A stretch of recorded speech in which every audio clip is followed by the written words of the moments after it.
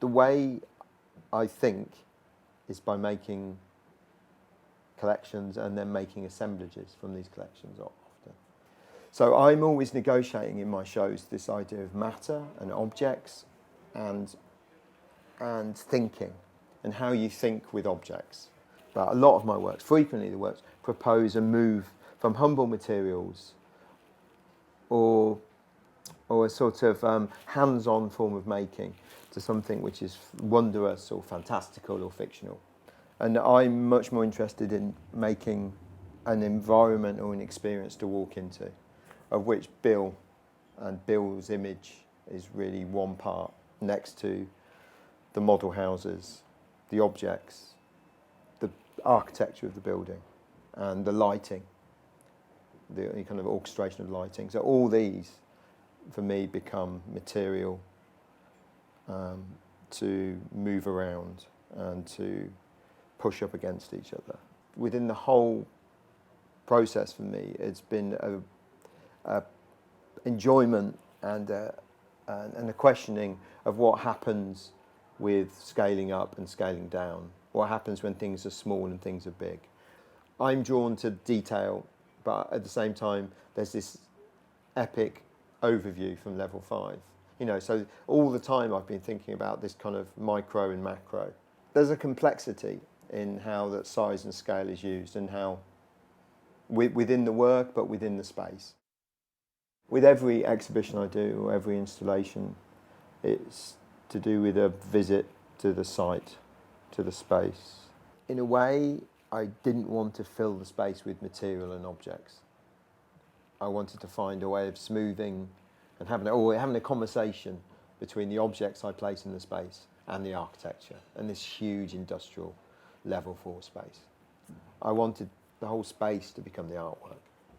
I'm trying to make level 4 at one point really evident and materially there as a space to show the lighting, to show the architecture, to reveal that to some extent, but at the same time try and fictionalise it. By fixing an image onto a model of architecture, it performs the architecture as body and the body as architecture. So this feeling of being internal and external, outside and inside, I'm always returning to, because I think it's a human condition of being embodied, being an object within other objects, but also being able to leave and see yourself. It's an eccentric position.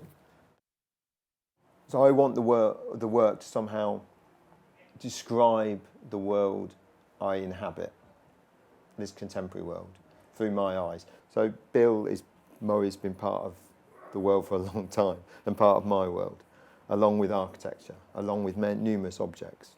The title, Story of Distance, Size and Sincerity, or the subtitle, he seems to be the best person, image, object to be in that narrative or to perform that narrative. He's there as an approach, he's there as an attitude for me. If I'm always dealing in exteriors and facades, I'm dealing in surfaces all the time in the work, then this was an attempt to be able to do the inside. Bill was there as a motivator and a guru to help me do the inside, to present an internal world. Bill Murray becomes a dynamo, a way of approaching making art. He gives me support and content and ways of thinking. I have been testing out ways of using image, ways of creating image, like a poetic image. A poetic image is imperfect.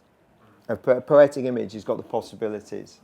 I'm looking for the possibilities of something being emotional, something being emotive, something being slippery, something being associative. I want these things to be associative. I want these things to reference many things.